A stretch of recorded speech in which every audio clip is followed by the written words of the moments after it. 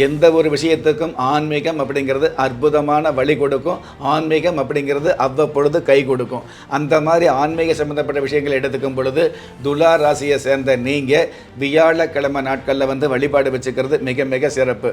வார நாட்கள் 7 நாட்களும் ஒவ்வொரு நாட்களுக்கும் ஒவ்வொரு விதமான சிறப்புகள் இருந்துகிட்டு இருந்தால் கூட வியாழக்கிழமை நாட்களில் கண்டிப்பாக வழிபாடு வச்சுக்கிறது அல்லது வியாழக்கிழமை நாட்களில் அதிகமாக பேசாமல் இருக்கிறது.